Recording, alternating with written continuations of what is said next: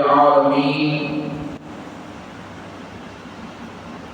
الصلاة والسلام عليك يا سيدي يا إمام الأنبياء والمرسلين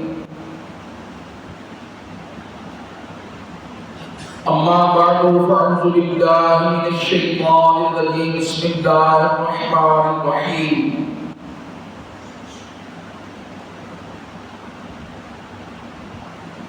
ألا إن أولياء الله لا خوف عليهم ولا هم يحزنون الذين آمنوا وكانوا يتقون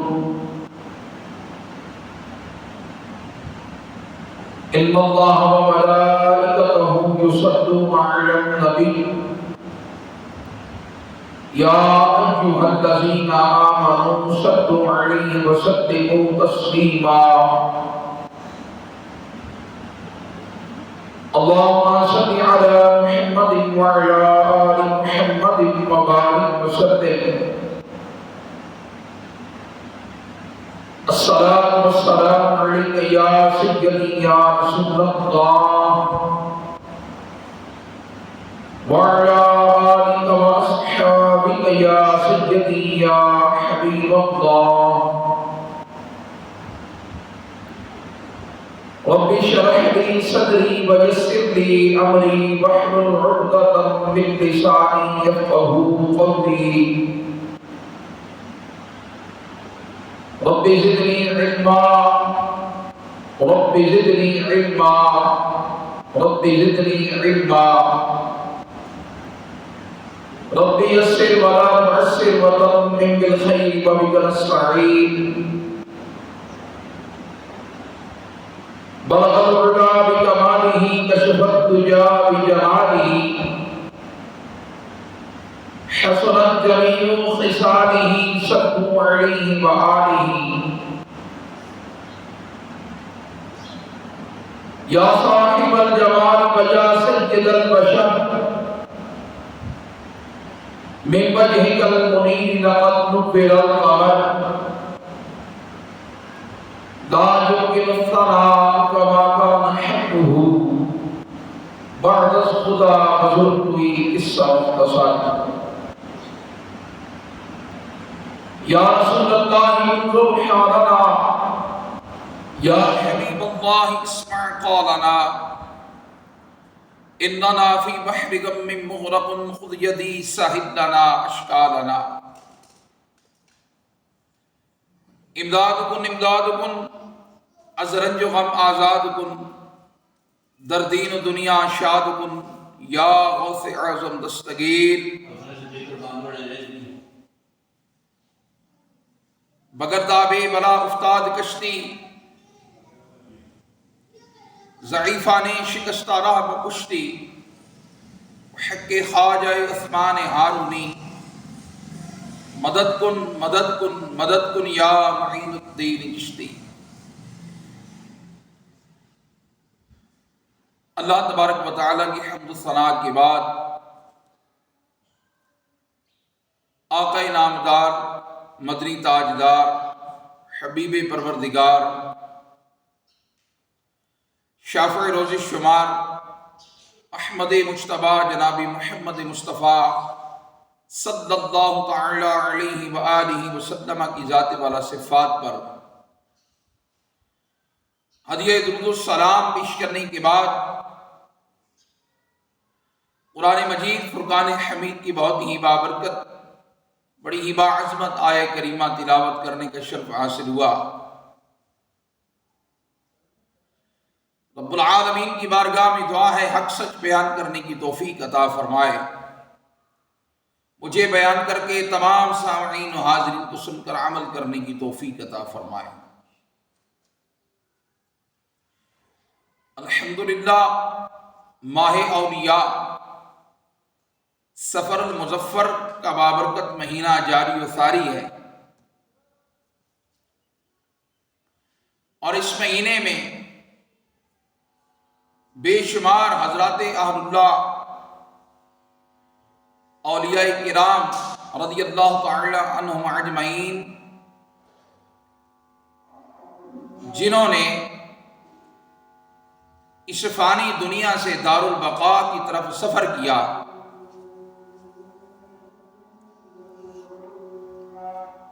ذرے کو صحرا میں فنائیت نصیب ہوئی، قطرے کو سمندر میں فنائیت نصیب ہوئی،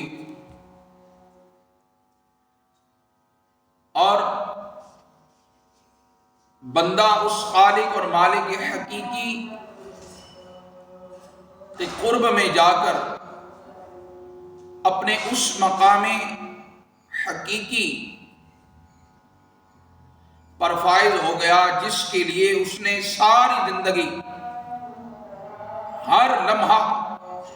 اللہ رب العالمین کی ذات کے تقوی،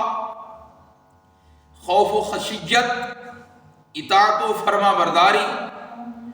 اور اس کے حبیب سید عالم صلی اللہ تعالی علیہ وآلہ وسلم کے عشق و محبت میں بسر کی۔ جب بندہ دنیا میں رہتے ہوئے دنیا میں آنے کے مقصد کو پا لیتا ہے تو پھر اس کے پیش نظر صرف اور صرف آخرت ہوتی ہے۔ دنیا کے ظاہری مفادات، لذات و خواہشات کو ٹھوکر مار کر نفس اور شیطان کا استقامت کے ساتھ مقابلہ کر کے صرف اور صرف اپنی آخرت کو سنوارنے میں لگ جاتا ہے، اور بندہ اللہ رب العالمین کی بارگاہ سے ان نعمتوں، برکتوں اور انعامات کا مستحق پاتا ہے جو آخرت میں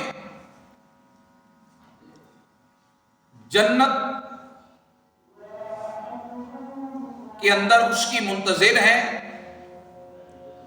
اور ایسی ایسی نعمتیں اللہ رب العالمین نے ان بندوں کے لیے تیار فرما رکھی ہیں کہ میرے کریم سید عالم صلی اللہ تعالی علیہ وآلہ وسلم نے فرمایا کہ متقین وہ اللہ رب العالمین جنت میں وہ نعمتیں، ایسے انعامات عطا فرمائے گا کہ انہیں کبھی کسی آنکھ نے دیکھا نہیں، ان کے متعلق کبھی کسی کان نے سنا نہیں۔ دیکھنا اور سننا تو دور کی بات ہے، بلکہ ان کے متعلق کبھی کسی قلب و دماغ میں خیال تک نہیں گزرا۔ تو اس لیے جو لوگ دنیا میں آ کر دنیا میں آنے کے مقصد کو سمجھتے ہیں اور اس مقصد کو پا کر پھر اس مقصد کی تکمیل کے لیے دن رات اللہ رب العالمین کی اطاعت و فرما برداری میں لگ جاتے ہیں، تو پھر رب العالمین انہیں دنیا میں ہی اپنی قرب کی نعمت عطا فرما کر انہیں اپنے دوست اور ولی کے لقب سے یاد کرتا ہے۔ اور جس کو اللہ رب العالمین اپنا ولی بنا لے تو یہ دنیا خود ذلیل ہو کر اس کے قدموں میں آ جاتی ہے، یہ دنیا خود تابع ہو کر اس کی غلامی میں آ جاتی ہے، یہ دنیا خود اس کی غلامی کرنے پر فخر کرتی ہے۔ لیکن اگر بندہ اس دنیا میں آ کر دنیا کی لذتوں، دنیا کمانے کے لیے رب تعالیٰ کے احکام کو پس سے پشت ڈال بیٹھے، اللہ کے رسول کی اطاعت و فرما برداری کی بجائے صرف نفسانی خواہشات کی تکمیل میں لگا رہے، تو بندہ اپنی آخرت تو خراب کر ہی لیتا ہے، دنیا میں اللہ رب العالمین نے اس کے مقدر میں جو نعمتیں اور برکتیں لکھی ہوتی ہیں وہ ان سے بھی محروم ہو جاتا ہے۔ اس لیے ہمیشہ بندے کو اللہ رب العالمین کی رضا کے لیے زندگی بسر کرنی چاہیے، اور ہر لمحے اس کی اطاعت و فرما برداری اپنانے میں اس کو فخر محسوس ہونا چاہیے۔ اطاعت اور فرما برداری اختیار کرتے ہوئے ہر حال میں اس کے پیش نظر آخرت اور اللہ کی رضا ہو۔ جب آخرت اور اللہ کی رضا پیش نظر ہوگی تو بندہ دنیا میں بھی کامیاب ہوگا، آخرت میں بھی کامیاب ہوگا۔ اور پھر جو اللہ رب العالمین کے لیے اپنی زندگی کو نہ صرف اطاعت اور غلامی کے لیے وقف کر لے بلکہ اس کے بعد دیگر لوگوں کے لیے مشعل راہ بنے، ان کی ہدایت کا سبب بنے، ان کی خدمت کو اپنی زندگی کا سب سے بڑا نصب العین سمجھے، تو پھر وہ اللہ رب العالمین کی بارگاہ سے خاص انعامات کا مستحق ہوتا ہے۔ اس لیے ایسے لوگوں کو اللہ تعالیٰ نہ صرف اپنا محبوب بنا لیتا ہے بلکہ پھر دنیا کے بستے انسانوں کے دلوں میں ان کی محبت کو ڈال دیتا ہے۔ جس نے اطاعت و فرما برداری کے ذریعے ہر دم اللہ کی یاد کو، ہر دم اللہ تعالیٰ کے ذکر کو اپنی زندگی کا نصب العین سمجھا، جس نے ساری عمر صرف زبان سے اللہ پکارتے ہی نہیں بلکہ اپنے ہر عمل کے ذریعے اس نے آپ کو اللہ کا بندہ ثابت کیا، پھر رب العالمین فرماتا ہے کہ فاذکرونی اذکرکم واشکرونی ولا تکفرون۔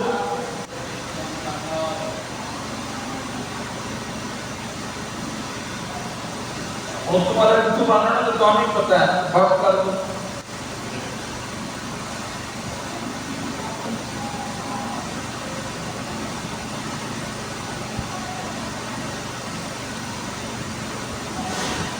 اللہ رب العالمین اپنے ان بندوں کو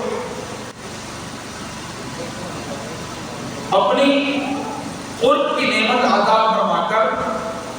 انہیں اپنے ولی ہونے کا اعزاز عطا فرماتا ہے۔ جب انہیں اپنے ولی ہونے کا اعزاز عطا فرماتا ہے تو ان کے لیے پھر العالمین کلام پاک میں ارشاد فرماتا ہے کہ الا ان اولیاء اللہ لا خوف علیہم ولا هم یحزنون۔ خبردار ہو جاؤ، میں تنبیہ کر رہا ہوں، ان اولیاء اللہ بے شک اللہ کے ولی ہیں، ولی کی جمع اولیاء، انہیں کوئی خوف نہیں، انہیں کوئی خوف نہیں، انہیں کوئی ڈر نہیں، ان پر کوئی ڈر نہیں، ولا هم یحزنون، اور انہیں کوئی غم نہیں۔ اب ولی کا معنی دوست بھی ہے، ولی کا معنی وارث بھی ہے، ولی کا معنی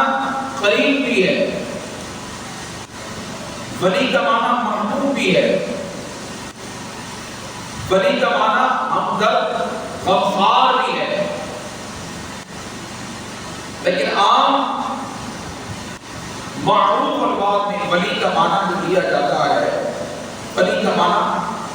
اللہ کا نیک بندہ، اللہ کا محبوب بندہ. اس لیے آج جب ہم کسی شخص کو مقامی ولایت کا فائد دیکھتے ہیں تو ہم یہی کہتے ہیں کہ یہ اللہ کا مقبول اور محبوب بندہ ہے. اللہ رب العالمین نے جب انسانیت کو پیدا فرمایا تو انسانوں کے اندر درجے رکھے، مرتبے رکھے، رتبے رکھے، اور ان میں سب سے بڑا اور سب سے اعلیٰ رتبہ وہ نبوت کا ہے. نبوت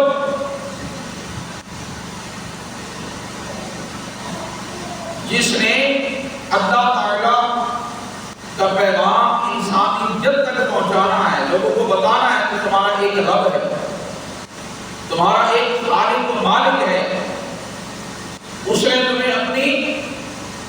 بندگی و عبادت کے لیے پیدا کیا ہے. اس کے ذریعے اللہ رب العالمین انسان کو ایک دین عطا فرماتا ہے، ایک ذات حیات عطا فرماتا ہے.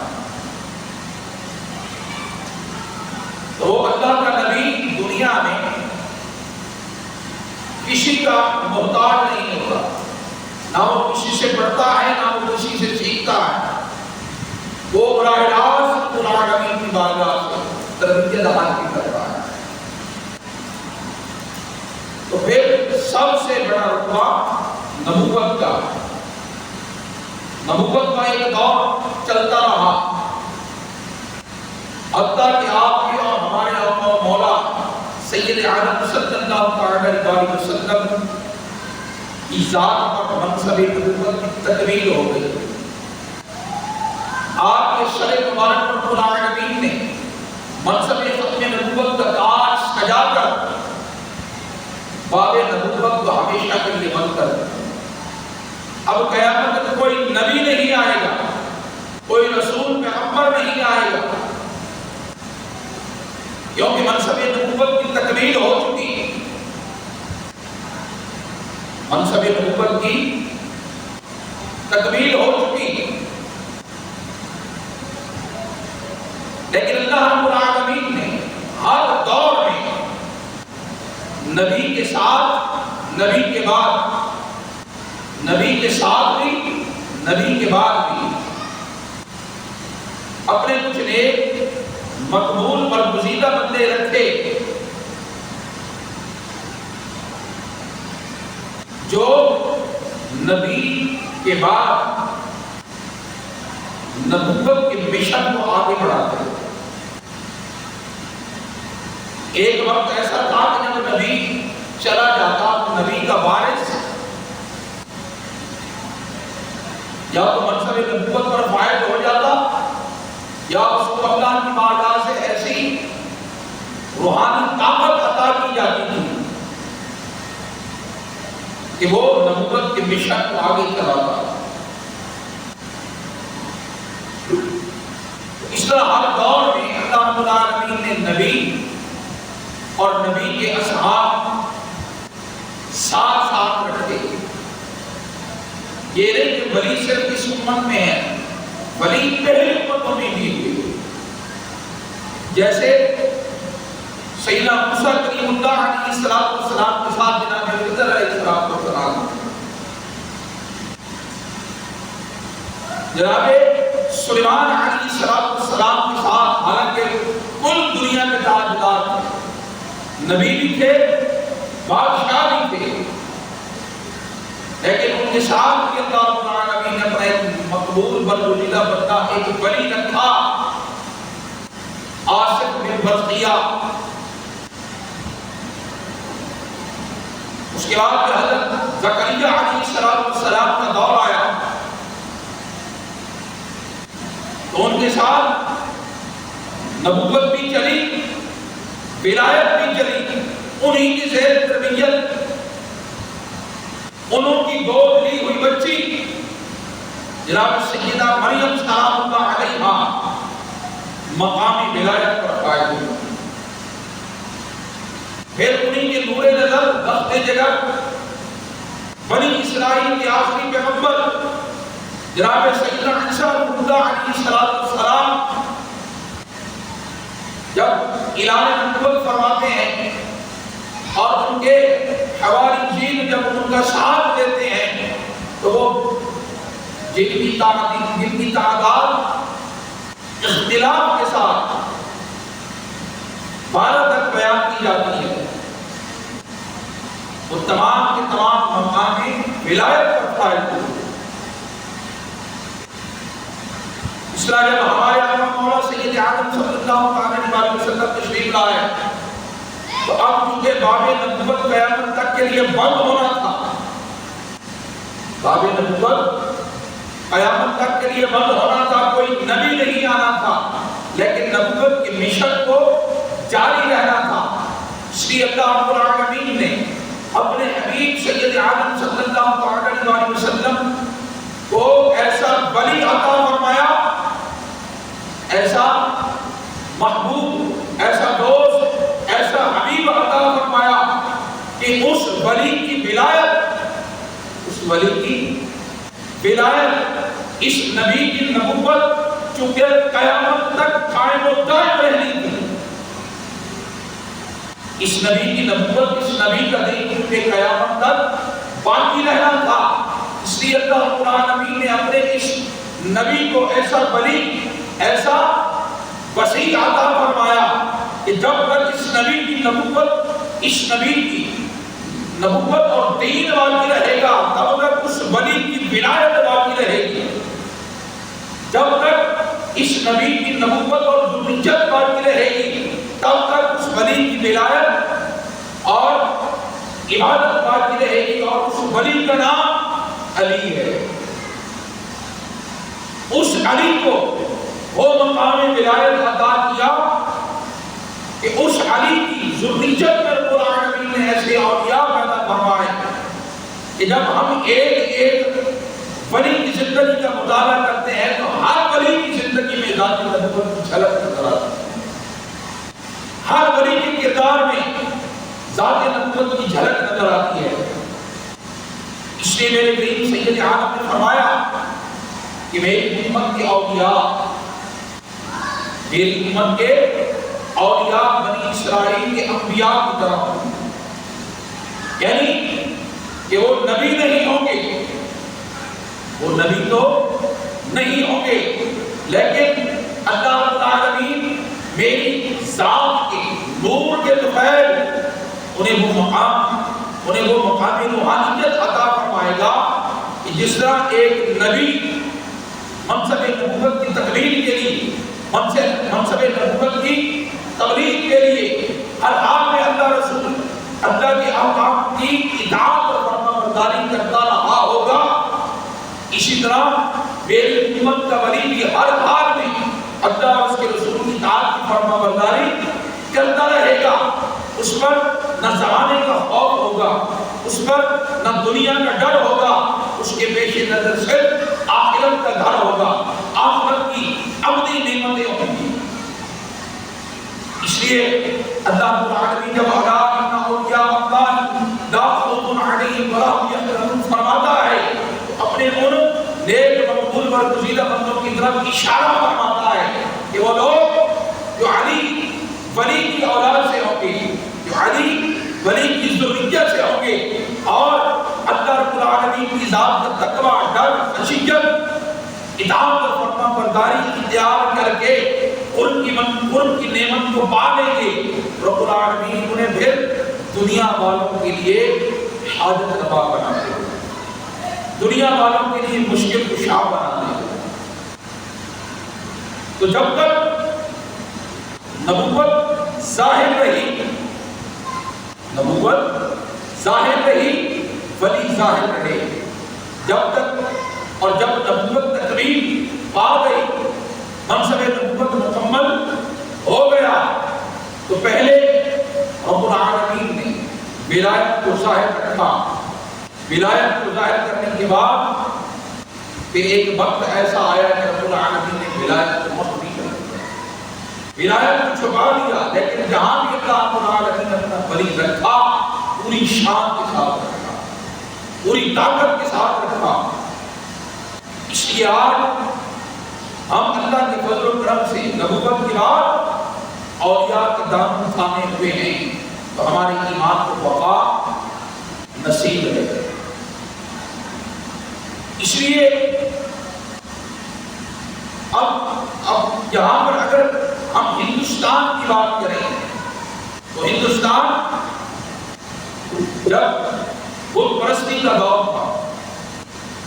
جب بت پرستی اپنے عروج پر تھی، تو اللہ رب العالمین نے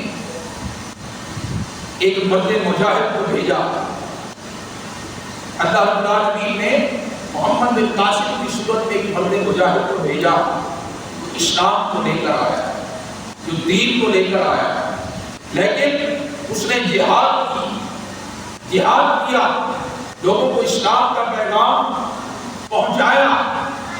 اسلام کا پیغام پہنچا کر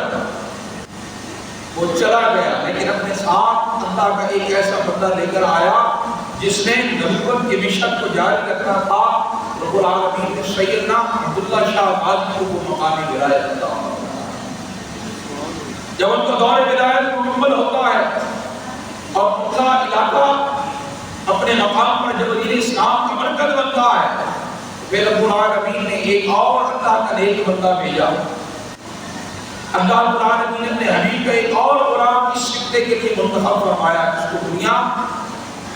جس کو دنیا ابو الحسن علی حجویری کے نام سے جانتی ہے۔ آج ہم مخدوم دادا علی حجویری کا عرس منا رہے ہیں، لیکن مخدوم دادا علی حجویری اس خطے کے نہیں ہیں، اس سرزمین کے نہیں ہیں، لیکن اس سرزمین کے لیے انہیں چنا گیا۔ اس سرزمین پر انہوں نے 35 سال اللہ رب العالمین کے دین کی تبلیغ کی، لوگوں کو ہدایت عطا فرمائی، اس کے بغیر الحمدللہ آج آپ اور میں مسلمان مسجد میں اللہ کے گھر میں بیٹھ کر اللہ کا ذکر اور اللہ کے دین کی بات کر رہے ہیں۔ تو یہ ان اولیاء کا فیضان ہے، ان اولیاء کا فیضان ہے کہ آج ہم مسلمان ہیں، کہ اللہ کا دین ہم تک پہنچا، اور اللہ رب العالمین نے ہمیں مسلمان ماں باپ کے گھر پیدا کروایا۔ اگر اللہ رب العالمین کی مشیت کچھ اور ہوتی، ہم کسی غیر مسلم ماں باپ کے گھر پیدا ہو کر جہالت میں بھٹک رہے ہوتے، اپنے ہاتھوں سے اپنی آخرت کو تباہ و برباد کر رہے ہوتے، لیکن اللہ رب العالمین نے ہم پر کرم و فضل فرمایا، مسلمان ماں باپ کے ہاں پیدا فرما کر ہمیں دین اسلام جیسی نعمت عطا فرمایا۔ تو یہ انہی اولیاء کا فیضان ہے کہ ہم مسلمان ہیں۔ تو نبوت چلی، نبوت کے ساتھ ولایت چلی، نبوت کی تکمیل ہو گئی۔ نبوت کی جب تکمیل ہوئی، باب نبوت ظاہری طور پر بند ہوا، لیکن جس کی ذات پر نبوت کا دروازہ بند ہوا، نبی آنے کے لیے دروازہ بند ہوا، لیکن نبوت ختم نہیں ہوئی۔ نبوت کے فیض کو رب العالمین نے ولایت کی صورت میں جاری کیا، اور یہ ولایت کے وہ مراکز ہیں، ولایت کے وہ مراکز ہیں جہاں پر اللہ رب العالمین نے ہر دور میں انسانیت کے لیے رشد و ہدایت کا مرکز اور منبع رکھا ہے، فیوزات برکات کا منبع رکھا ہے۔ اب یہ اپنے عقیدے اور ایمان کی بات ہے کہ ہم کس قدر اس مقام سے فیض حاصل کرتے ہیں۔ اس مقام پر جانا، سال کے بعد حاضری دینا، سلام کرنا، لنگر کھانا، مقصد صرف اتنا نہیں ہے، مقصد ان کی تعلیمات سے اخذ فیض کرنا ہے، ان کی تعلیمات پر عمل کرنا ہے، ان جیسا بننے کی کوشش کرنا ہے، ان کی تعلیمات پر عمل کر کے ان کی غلامی کا پٹا گردن میں ڈال کر نسبت کا فیض حاصل کر کے اللہ کی بارگاہ میں سرخرو ہونا ہے۔ اور پھر اگر کوئی ان جیسا نہ بھی بن سکے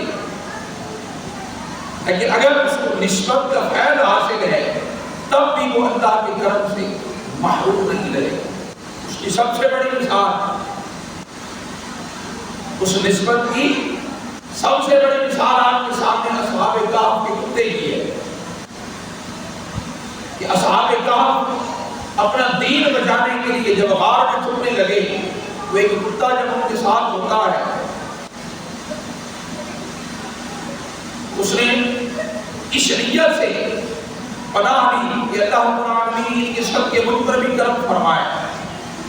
انہوں نے اس کو بھگانا بھی چاہا کہ تو کتا ہے، تیرا کام بھونکنا ہے، تو بھونکے گا اور تیرے بھونکنے سے شاید ہم پکڑے نہ جائیں. اس نے زبان حال سے کیا کہا کہ میں کتا ضرور ہوں اور اللہ کے گلیوں پر بھونکنے والا کتا نہیں. مجھے اپنے ساتھ لے چلو، شاید تمہاری وجہ سے اللہ رب العالمین کو رجب فرمائے. اللہ رب العالمین نے اس کتے نے جب اس بلیوں کی شنگت اختیار کی تو اپنے نبی پر نازل ہونے والی کتاب میں اس کا ذکر فرما کر قیامت تک کے لیے اس کے ذکر کو زندہ اور جاوید کر دیا. تو جو شنگت اختیار کرے، جو صحبت اختیار کرے، اللہ رب العالمین اس کا فیض اس کو عطا فرماتا ہے. تو اگر آپ اس نیت، اس ارادے سے کوئی بھی اللہ کے نیک مقبول بندے کے مزار پر حاضر ہوتا ہے، اس نیت سے، اس ارادے سے کہ اگر میرے عمل میں کمی ہے، کوتاہی ہے، سستی ہے، لیکن میں ان مقدمین بارگاہ سے محبت رکھتا ہوں، عقیدت رکھتا ہوں، یہ عقیدت قیامت کے دن اس کی باعث سے نجات کرتا ہے. بغداد شریف کا مشہور قبرستان ہے، سیدی غوث پاک رضی اللہ تعالیٰ عنہ کا ظاہری زمانہ ہے. اس قبرستان میں ایک مردے کو دفن کیا جاتا ہے. کچھ دنوں کے بعد اس قبر سے چیخو پکار کی آوازیں آتی ہیں. جو بھی اس قبر کے پاس سے گزرتا ہے وہ چیخو پکار کی آواز سنتا ہے، دردناک آواز آتی ہے، اندر عذاب ہو رہا ہے. اس کے لواحقین کو بتایا گیا تو لواحقین بڑی عاجزی کی اشارے کے ساتھ جناب غوث پاک کی طرح اقدس پہ حاضر ہوئی اور عرض کی کہ حضور ہمارے اس مرحوم کے لیے دعا فرمائیں. اب اس سے پہلے کہ آپ دعا کے لیے ہاتھ اٹھائیں، آپ نے اپنا سر جھکا کر مراقبہ فرمایا. تھوڑی دیر بعد جب مراقبے کی کیفیت ختم ہوئی تو آپ کے چہرے پر سکون اور طمانینت کے آثار تھے. آپ نے فرمایا کہ جاؤ اللہ کے فضل سے تمہارے مرحوم کا عذاب ختم کر دیا گیا. مجھے میرے ساتھ معمول فرشتوں نے بتایا ہے کہ اس بندے کو عمل کی کوتاہی کی وجہ سے جتنا عذاب مقرر تھا وہ دیا جا چکا، لیکن یہ بندہ آپ کا مرید نہیں تھا، آپ کا معتقد تھا. بارہا مرتبہ آپ کی زیارت بھی کر چکا تھا اور آپ سے عقیدت رکھتا تھا. آپ سے عقیدت رکھنے کی وجہ سے اللہ رب العالمین اس کی بخشش فرمانا. جب ایک حیوان ناسمجھ کتا ہو کر جب اولیاء کی سنگت اور صحبت اختیار کرتا ہے تو رب العالمین اس کا ذکر ہمیشہ کے لیے امر کر دیتا ہے. تو جو بندہ اچھی عقیدت سے، اچھے عقیدے سے، اچھے پاک صاف ذہن سے ان کی غلامی اختیار کرے گا، بشرط کہ وہ صحیح معنوں میں اللہ کا بندہ ہو، اللہ کا بندہ ہو، وہ مخدوم دادا علی اجمیری ہو، وہ خواجہ معین الدین چشتی اجمیری ہو، بہاؤالدین زکریا ملتانی ہو، شیخ عبدالقادر جیلانی جیسا مقام مرتبہ رکھتا ہو. جب اس بندے کی ذات کا فیض، اس بندے کی ذات کی نسبت اور عقیدت بندے کو ملے گی، یقیناً رب العالمین اس بندے کو بھی اپنے فضل و کرم سے معروف نہیں رکھے گا. تو آج جب اللہ اولیاء اللہ لا خوف علیہم وَلَا هُمْ يَحْزَنُونَ کی آیت کو جب ہم پڑھتے ہیں اس مقام پر روک کر مقام ولایت اور لفظ ولی کے معنی مفہوم کو تھوڑی دیر سمجھنے کی کوشش کریں. جب تھوڑی دیر سمجھنے کی کوشش کریں گے اور اگر آپ من کے ارادے سے سچے ہیں، اگر آپ کا من سچا ہے، آپ کا ارادہ سچا ہے اور اگر آپ کا عقیدہ پکا ہے تو لفظ ولی خود آپ سے اپنا معنی اور مفہوم بیان کرے گا. لفظ ولی خود آپ کو اپنے معنی اور مفہوم سے آگاہ کرے گا. اس لفظ کے اندر اللہ رب العالمین نے کتنے معنی اور کتنے مفہوم کا سمندر بند کر رکھا ہے. لیکن اگر آپ یہ سمجھیں کہ سال کے بعد اس پر چلے گئے، سال کے بعد ان کے نام کی نیاز بتا کر بانٹ دی اور یہ سمجھیں کہ جب ان کے نام کی نیاز بڑھ گئی اب پورا سال میری نمازیں معاف ہو گئی، روزے معاف ہو گئے اور پورے عبادت معاف ہو گئے. نہیں، نسبت آپ کو خیر تب دے گی جب آپ کا اپنا نام اعمال اچھے اعمال سے بھرا ہوگا. نسبت آپ کو خیر تب دے گی جب آپ حقوق العباد اور حقوق اللہ کے معاملے میں من سے سچی ادائیگی کرنے والے ہوں. اگر اس میں کمی ہے، اس میں کوتاہی ہے، اس میں سستی ہے تو پھر رب العالمین کی مشیت کیا ہے یہ کوئی نہیں جانتا. اس لیے یہ ضروری ہے کہ اس پرفتن دور میں جب اللہ کے ولی کی عقیدت اور نسبت رکھیں، اس کا مقصد یہ ہے، اس کا مطلب یہ ہے کہ ہم ان کی تعلیمات پر عمل کر کے ان جیسا نہ بن سکیں لیکن ان جیسا بننے کی کوشش کرتے ہیں کہ رب العالمین ہمیں ان کا فیض عطا فرمائے. اس لیے جب بھی کسی بھی ولی کے مزار پر حاضر ہوں تو ادب کے ساتھ قدمین شریفین کی طرف سے حاضر ہو کر اگر فتنے کا ڈر نہ ہو، اگر فتنے کا ڈر ہو تو پرہیز کریں. اگر فتنے کا ڈر نہ ہو تو قبر کو اس نیت سے بوسہ دیں، قبر کو جو قبر کے خلاف اس نیت سے بوسہ دیں کہ میں اللہ کی اس ولی کی قدم بوسی کر رہا ہوں، اس قبر کو میں نہیں چھو رہا. اگر فتنے کا ڈر نہ ہو اور کبھی بھی قبر کو بوسہ دیتے وقت ہماری حالت ایسی نہیں ہونی چاہیے کہ کوئی انجان بندہ اس کو یہ لگے کہ معاذ اللہ قبر کو سجدہ کیا جا رہا ہے. یہ بات ذہن میں رکھیں. میں پہلے عرض کر رہا ہوں کہ اگر فتنے کا ڈر نہ ہو تب قبر کو بوسہ دے اور وہ بھی اس نیت سے کہ میں صاحب مدار کے قبر کو بوسہ دے رہا ہوں. لیکن کبھی بھی کسی بھی صورت میں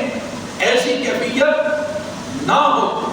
کہ کسی انجان بندے کو دیکھنے میں یہ لگے کہ قبر کو سجدہ کیا جا رہا ہے. سجدہ صرف اللہ کے لیے ہے، سجدہ تعظیمی حرام ہے. سجدہ عبادت صرف اللہ کے لیے اور سجدہ تعظیمی اس امت پر حرام ہے. حتیٰ کہ سید عالم صلی اللہ علیہ وسلم نے اپنے آپ کو بھی سجدہ نہیں کرنے دیا. حالانکہ صحابہ کرام سے بڑا کوئی عاشق نہیں تھا. صحابہ کرام نے آپ سے بارہا مرتبہ سجدہ کرنے کی اجازت مانگی لیکن آپ نے فرمایا کہ نہیں، سجدہ صرف اللہ کی ذات کے لیے، سجدہ عبادت اللہ کے لیے اور سجدہ تعظیمی اس امت پر حرام ہے. اس لیے یہ اولیاء کا مہینہ بے شمار عرس آپ کو لگتے نظر آئیں گے، لیکن اس عرس کا مقصد اس صاحب مزار کی زندگی، سیرت اور کردار کو یاد کرنا ہے، اس کی تعلیمات پر عمل کرنے کی کوشش اور نیت کا ہے. اس لیے آج جب بھی آپ داتا صاحب جاتے ہیں، جب بھی آپ کسی بھی عرس پر جاتے ہیں، جب آپ کو وہاں پر بے شمار بہجات اور لغویات نظر آتی ہیں، بے شمار بہجات اور لغویات نظر آتی ہیں، اس کا مطلب یہ نہیں کہ صاحب مزار اپنے مقام سے ہٹ چکا ہے. نہیں، وہاں پر آپ کو جو شخص بہجات اور لغویات میں نظر آئے گا اس کا مطلب یہ ہوگا کہ اس بندے کا ان کی تعلیمات، سیرت اور کردار سے کوئی تعلق نہیں ہے. جو وہاں پر آپ کو نماز پڑھتا نظر آئے، قرآن کی تلاوت کرتا نظر آئے، اللہ کا ذکر کرتا نظر آئے اور اپنی زندگی کو پاکیزہ بنانے میں گزارتے ہوئے نظر آئے، سمجھا جائے گا کہ اس کا تعلق صاحب مزار کے کردار سے بھی ہے، سیرت سے بھی ہے، سوچ سے بھی ہے رفتار سے بھی ہے۔ اس لیے ہر شخص اپنے ایمان کو پرکھے، اپنے ایمان کے پیمانے کو دیکھے کہ وہ زندگی جس صاحب مزار کے در پہ کھڑا ہو کر فیض کی بھیک مانگ رہا ہے، اس کے کردار کے مطابق گزار رہا ہے یا اس کی الٹ گزار رہا ہے۔ آپ کو اپنے ایمان اور آپ کو اپنے عقیدے کا پتہ چل جائے گا۔ تو الا ان اولیاء اللہ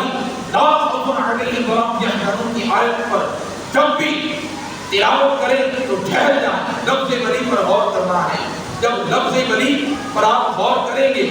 تو لا خوف علیہم ولا هم یحزنون کا فلسفہ بھی خود بخود آپ کی سمجھ میں آ جائے گا۔ اللہ رب العالمین صحیح معنوں میں ہمیں قرآن پڑھ کر سمجھنے کی توفیق عطا فرمائے اور ان نیک پاک بندوں کی سیرت و کردار کو مطالعہ کر کے ہمیں ان جیسا بننے کی توفیق عطا فرمائے۔ وما علینا